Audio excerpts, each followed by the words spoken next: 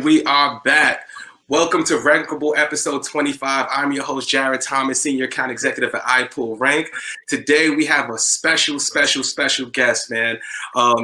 First of all, before we even introduce, man, happy 2021 to everybody. Hope you guys have a happy, healthy, prosperous 2021.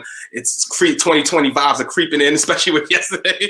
But hoping you guys have a great one, man. But my special guest today, man, as you guys know, he's this entrepreneur had an idea back in 1994 to create his own inspired hip hop potato chip. He would later partner with Master P, business mogul, and launch what we know today as RapSnacks. He also has other business ventures such as Soul Food Inc., where he partnered with Harlem's own Queen of Soul Food, Sylvia, and also has a Boss Up app, which is a free stock market simulation app aimed to help people learn about the stock market. He also helped manage platinum recording artist Meek Mill and help him secure deals with brands like Puma, Ciroc, and Monster Energy. And he later relaunched RapSnacks in 2016 and is now in convenience stores nationwide and is available around in over 4,000 Walmarts. I want to introduce you guys to Mr. James Lindsay, CEO of RapSnacks. How are you, good sir? I'm good, my brother. How are you doing, man? I'm doing. No, thank you, man. Thank you for taking time out your busy schedule, man, to join us today. It means a lot. It's an honor and a pleasure. And I know we only have a half an hour, so I'd love to jump right into it and get started. So I would love to know a little bit more about your background as far as, how did you come up with the RapSnacks idea? And then why did you choose the snack industry specifically? Well, I was the regional manager for a company called Warner Lambert. Mm-hmm. And, we were selling Halls, carb drops, Trident Gum, and I noticed going into some of the inner cities around the country with some of my sales reps, I just noticed that, there was a lot of snack foods on the market, but it really wasn't anything that, I felt like at the time that I could relate to, being a big hip hop fan or, that young kid, that was coming from the inner city of Philadelphia that really liked potato chips. And I used to take, 4 or 5 bags of potato chips and put it in that brown paper bag and shake it up. That was me. So when I was at an older age working for Warner Lambert, I'm like, there needs to be something else that, that relates to us. Yeah.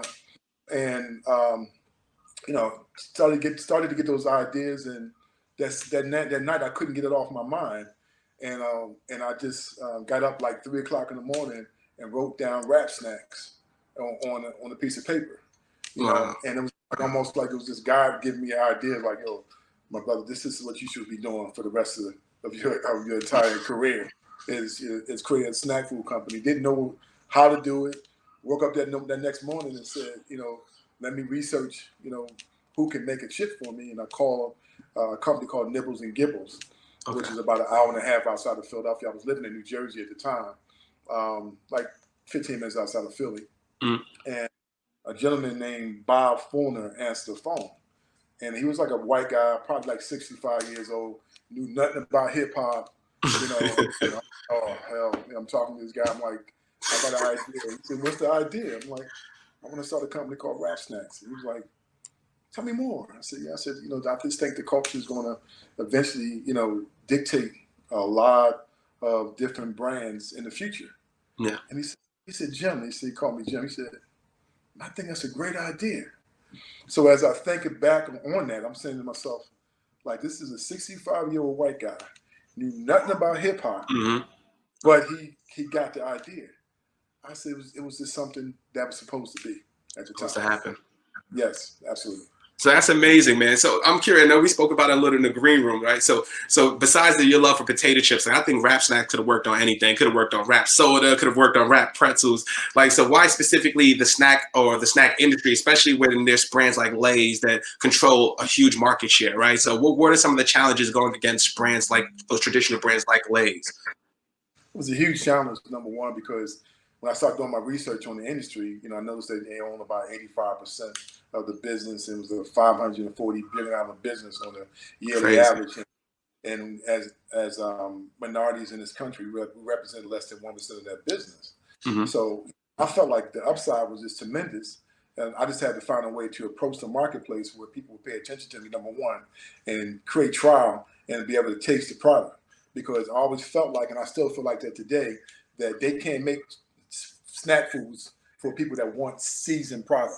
Yeah. If RapSnacks has a honey barbecue, it's going to taste like a honey barbecue. and it might be seasoned a lot more than what the average company seasons the product.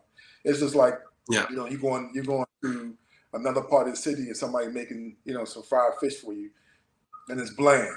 You're gonna be like, no. Now we need some flavor, baby.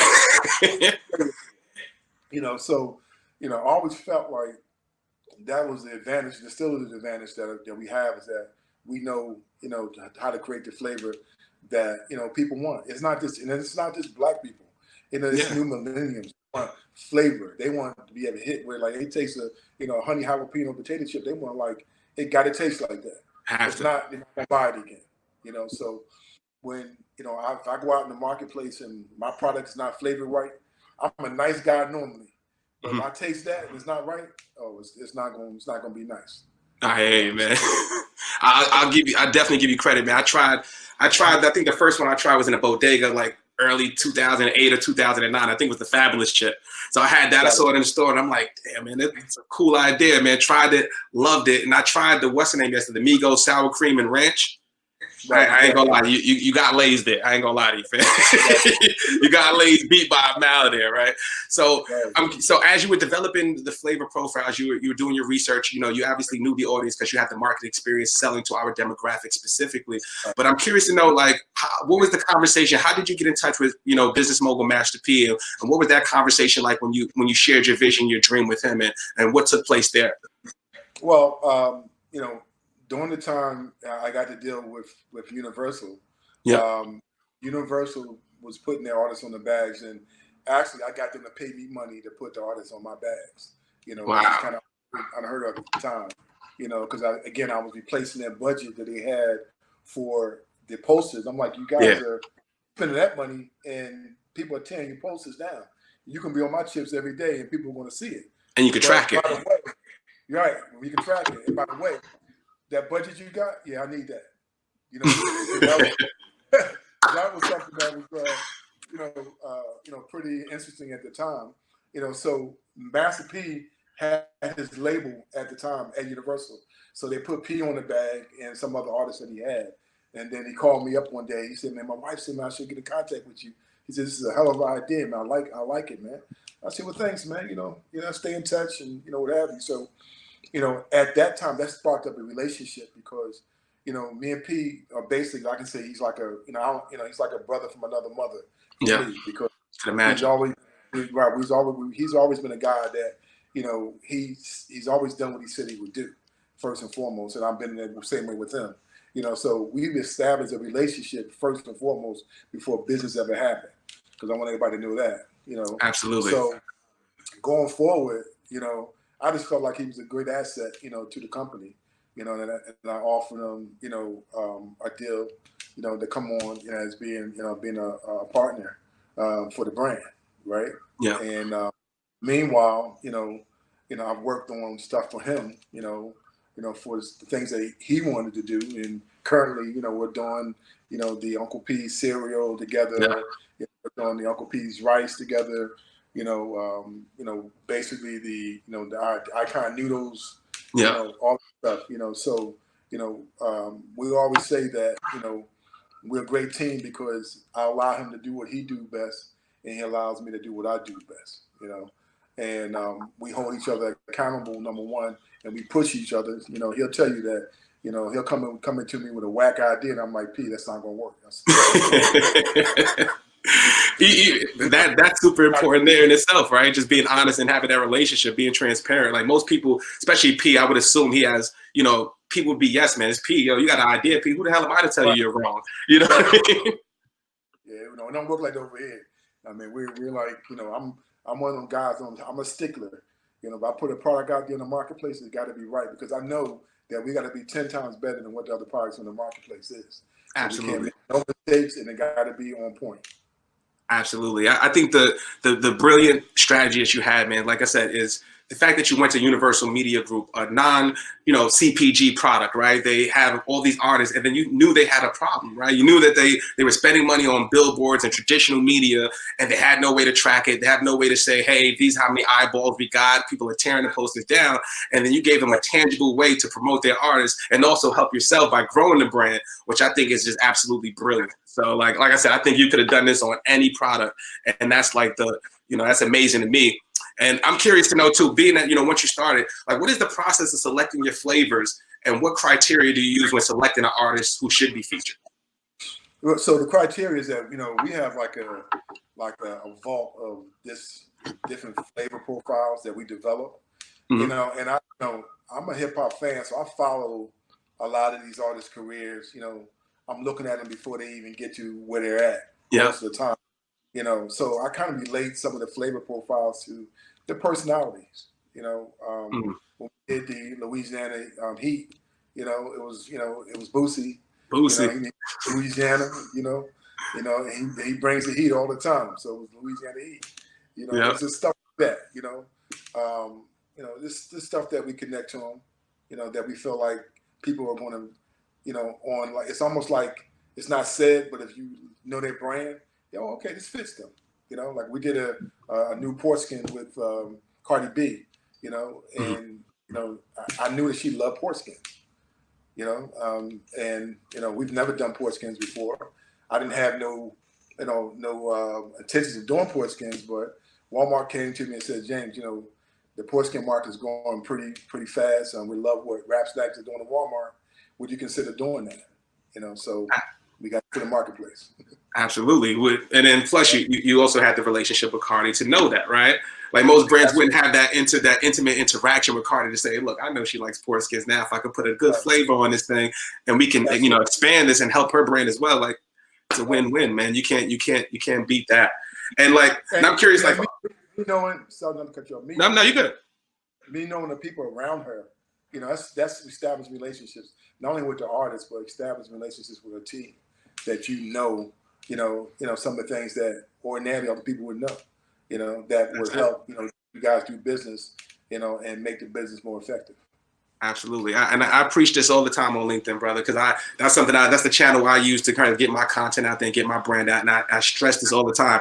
Relationships are going to get you a sale, right? You can't just go in there pitching, or just thinking of it just as binary. Me and you are just going to do this transaction. Like, I have to get to know you, man. I want to know what your family, you might know my kids or whatever the case may be. I know what your ins and outs and your processes and how are you doing your shows and all that stuff. And all that stuff means something, especially coming to the industry of us as artists who we necessarily don't get that air from corporate sponsors or other brands like that. We're literally on our own. Absolutely. So the fact that you know that and you attack that and you apply that to the artist and give them an opportunity to also make some incremental revenue is yeah. And the great thing about it, this is me having a lot of background with dealing with artists and their brands. Yeah, you got things that they like. You can't just be doing things and they want to make the money, yes, but it got to be something that it's easy for them to do. It's got to feel right too. Yes, I talk about the artist being on the bags of RapSnacks. It's a marketing tool. They get paid for it, but people see you on this bag every day, all around the country, in Walmart, in Kroger, H-E-B, and all these tool stores around the country. It keeps them people on your mind, right? That's good. Stay top of mind. It's right. It's all about impressions, and some people, they don't get it until they see other people doing it now. Now everybody gets to the concept of RapSnacks, and besides seeing us on something that is a positive role model, one of the inspirations for us doing the Uncle P's products is to get rid of the Uncle Ben's and the Aunt Your Mamas and all that stuff that really was a mockery of, of our heritage, You're totally right. So, we got to start thinking that, we're Black and we're beautiful, and not only this, I'm saying it's not just Black people, but this, people that, minorities in this country that don't get the opportunity to do the same thing everybody else is doing. Yeah, that's so true, man. So true. And it's actually a good segue to kind of ask you this, right? So what kind of role did social media and the social media boom and influencer marketing have on the relaunch back in 2016? Because as you see now, like influencer, like you said, little influencer marketing is blowing up. Like brands are like, hey, I need Cardi to do this. I need Meek to do the headphones. And they starting to see what the attribution looks like on those models, right? So, you were early in that adoption. So what were, how did that play a role in the relaunch? And what was your initial strategy to go to market when you relaunched? Yeah, it was everything. Okay. I just felt like, I wanted to make RapSnacks that new viral snack food. I know people, if you heard the term of being viral, but I wanted RapSnacks to be viral every day, and have that incremental support from the people that really love the brand. So every day we were having people reposting the RapSnacks. Oh, we got this person on it. We got that person on it. I love this taste, and I would give the Amigos, they did get yourself a bag of RapSnacks, with my brother P and Coach over there, who are friends of mine, but also they were people who kind of saw early what I was talking about. I'm like, P, Coach, this is something the time is good to redo this, and I put the Amigos on. They were one of my first artists to putting on redoing the RapSnacks, and they did the get yourself a bag of RapSnacks, and that really brought a lot more attention. It was buzzing before that, but that really helped the peak. Yeah, absolutely. I could imagine. I think you got them right when they were bad and bougie, right when they was at the height. So well, you know what? This is interesting too, because they used to be in the studio with Meek all the time, and I was there. We were in late nights in the studio, and I'm like, these guys are so talented, and it was before Bad and Bougie hit, because I'm like, these guys can make songs, and then I was talking to P a lot, and P said, James, let me play some of your music, and they were playing, he was playing the music. I'm like, I can hear that. These guys will blow. I want guys before they blow, and it was just perfect timing. It's perfect timing. That was a great choice right there. Like you said, all the stars aligned, and then the importance of the timing, right? Timing is everything. Timing is that when you launched it, when you had them, and just seeing the vision of Migos, right? And now it's what they're rocks, they're pop stars. Let's be real. They're in every household name, global brand, and that's crazy in itself, right? I mean, and so is Quality Control. I mean, Quality Control. Yeah. They revamped Atlanta music, man, and they're doing their thing. Yeah. And now I'm going to put a little plug. I'm going to be looking forward to a Lil Baby one or something too soon, brother. Lil Baby's coming out this month. Oh, he's coming out this month? Yes, sir. Oh, man, that's sick, man. I'm definitely looking forward to it, man. And another one too. We got a one flavor called All In. So that's going to be a big flavor. You got the song called All In too, but it's like vinegar, barbecue. You got all kind of flavors in it. It's called All In. That's going to be a big one for him. Oh, that's fire. I'm definitely have to try that, man. Please, I'm definitely going to make sure I get my batch, man. But also, what I'm curious to know too, man, what advice would you give to other entrepreneurs? So like we spoke in the green room, obviously I'm inspiring to be somebody like yourself. I would love to have my own brand in the future and things like that. So what other advice would you give to entrepreneurs looking to grow their brand? And what is the best advice or best business advice you've ever received? Excuse me. I think first and foremost, the best business advice that I received, I'm gonna answer that first, is is do what you love to do, man. If you find your passion, your passion is gonna figure out everything for you when it comes to business, because you're gonna have your ups and downs, and if you don't have passion for what you're doing, you're not gonna have a lot of success, because you're going to be like most people these days. They want things to happen overnight, and it just doesn't happen that way. So you really just gotta follow your passion and find out what your passion is. Number one. Okay. The second part of the question is you really have to be do your due diligence in any business that you go into. I find that the people that research the most, and have the most knowledge in what they're doing, are the ones that are more likely will be more successful than the ones that just, every day they're just saying, I have a car, I have a car wash business. You have a car wash business, but do you know the data that goes behind that? Do you know what's next in the car wash business? right? Do you know the next wave is? Are you prepared for that, right?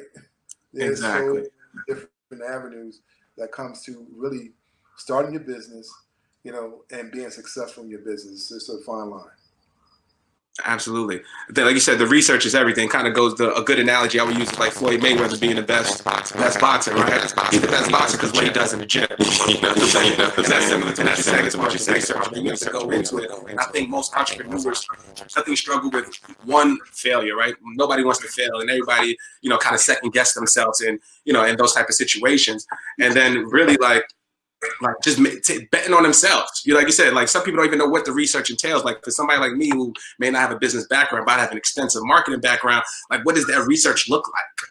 You know what I mean? You'd be doing hard work, but it doesn't mean it's working effective and it's working smartly, right? Yes, I agree, man. Absolutely. Yep.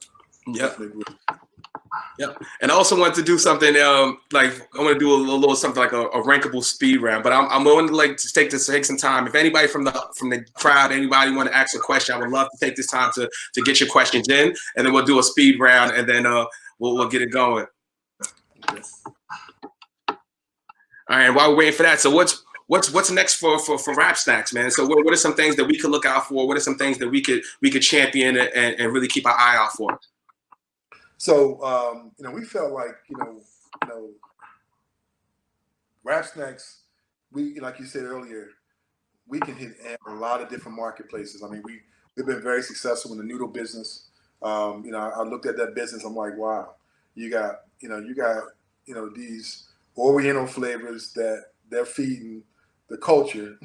Yeah. I need to go in there and revamp this business, man. And do some soulful flavors and kind of make it more relatable.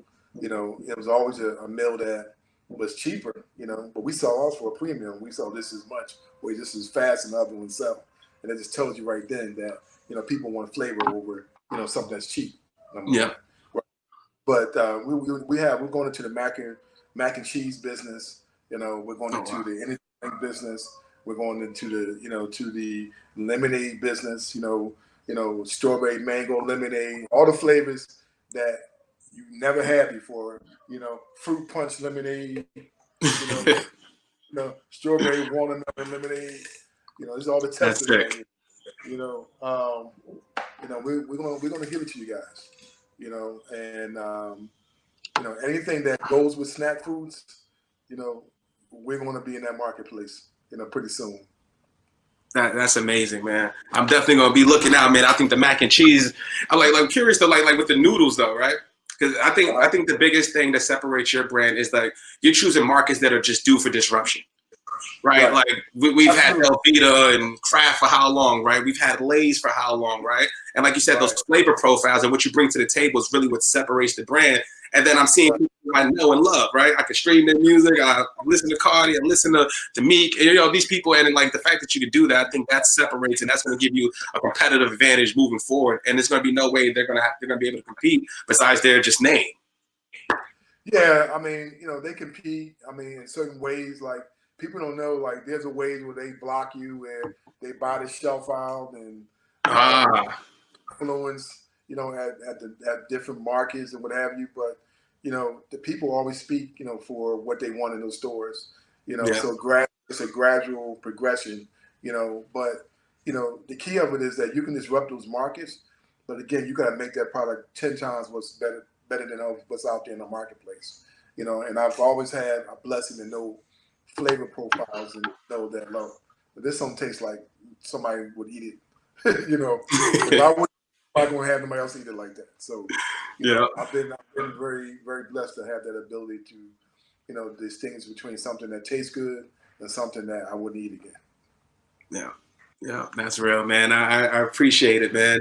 And while we only have a couple minutes left, man, I would love to do something different today. So I want to do a rankable speed round question. I'm just going to ask you a couple of quick speed questions, and just let me know what your thoughts are. Right. So what is your favorite personal flavor of RapSnacks? What is your favorite one of all time? My favorite one of all time is barbecue with my honey. And barbecue with my honey is actually the first one. It's actually Romeo's flavor. Right? That's crazy. You said that. I got it right here. Stop you saying that one. That's barbecue my honey with a dab of ranch. So okay. That's the extension of it. But the barbecue my honey is actually the first item. It was that, and it was called Back at the Ranch, the other one. But that barbecue honey was the one that kept us relevant until we were able to blow up, right? People loved the flavor. It kept us, it's like a flagship, of our brand now. It's like the 4th or 5th bestseller because we've had other items, do extremely well. But that's my favorite flavor. Yeah. Gotcha. Yep. And what artists are you listening to the most right now? Who's on your playlist? Ah, man, who's on my playlist? Man, it's a lot of them, man. But overall, man, I'm just a Drake. I'm a Meek Mill. First of all, a Meek Mill fan. I'm a Drake fan. And I couldn't say that because we were feuding with Drake. I always kept. I don't like him, but I just really felt like the guy has really, been a trailblazer. And of course, Rick Ross. Is somebody that I really like, and Baby right now. Baby is a guy that I really love, and the Baby. Yep, both of them are killing it. Killing. I love Cardi stuff as well. So I'm I listen to everybody, man. I listen to everybody. Yep. So now I'm gonna have to ask you about your hometown, man. Who is the all-time best Philly rapper of all time? There's a lot. Bings is up there. You know what I'm saying? You got my man from the Roots. Is up there, and of course my man Meek. And this is the thing. It depends on what kind of rap you like, right? Yep. Because I'm a bar guy. I love bars. Right. So if I had to put all those 3 guys in one, that would be my favorite rapper. Yep. Yeah, I think it's a tie for me between Beans and Meek Mill, man. So love both those dudes, man. I'm definitely looking forward to seeing what Meek does, in the future. He's killing it right now in terms of exposure. He's doing a lot on Clubhouse. He's being active. So, definitely looking forward to see what you guys do together. And I know. Yeah. No, I'm just saying that's my guy. I mean, he got a lot of music coming out, man, and I feel like every time people doubt him, he comes back out and crush them every time. So, that's what it is. No, exactly, man. I think I think what's most impressive to me is his progression. So I followed Meek back from the Dream Chasers, like Volume 1, all the way from even before then. I forgot the name of the one where it was like the Red Diamonds, the Rose, when Rick Ross just signed him. So I've been listening to him from underground mixtape stuff, and to see where he's come from back then, where I used to see him in the house party, all the way to now where he's chilling with is it Michael Rubin and some of the billionaires, and how he's expanded his brand is like. Man, it's super impressive. What people don't know about Meek, he's a real good guy, man. That's why I tell him all the time. I said people gravitate to him because what people think of him is not what he is. He's a really good guy. He's a family guy, and he's a hard worker. And I've been around a lot of artists. A lot of artists have talent, but what separates people being successful, the artists being successful, is actually the hard work that they put in. And I haven't seen anybody outwork him, And Baby's a crazy worker too, I've heard. I haven't been around him as much as I've been around me. Baby, I mean. Yep. His stories are crazy too, man. But I know we're coming up on time, man. I just want to say, James, thank you so much, for taking time out your busy day, man. This means a lot to me. I know I've got friends, family, my mom, my kids watching, and this means something to my neighborhood and everybody, man. Just to see somebody like yourself doing it and know that, it is possible. There's opportunities for us to build our own brand and reach levels that, we may not have foreseen before. So I appreciate all the work you're doing, all the work you've done with P, and just thank you for taking time to join me, my brother. Hey, no problem, man. Real quickly, I when you sent me your information, I looked you up. I'm like, this brother is definitely passionate about what he's trying to do, and that was one of the reasons I wanted to come on and show you the love, man. Thank you, brother. I wish you luck, man, and and all the best to you and your family. Thank you, brother. That means a lot, man. I appreciate it. I'm definitely rooting for you, man. And, hopefully see you there at the top, man. I'm sure we're going to keep in touch, man. So thank you again. Thank you, everybody, for watching, Rankable episode 24. I messed up and said 25, but thank you. We're on 25 episodes now. We wouldn't even be here without all of your support. So thank you for all the DMs. Thank you for, reaching out to us. Thank you for everything. And we'll be back next week with VP Desiree Coleman of Wells Fargo. And I appreciate you guys again. And we'll see you next time. All right, my brother. All right. Take care, brother. Have a great one. Talk soon. All right. Bye-bye.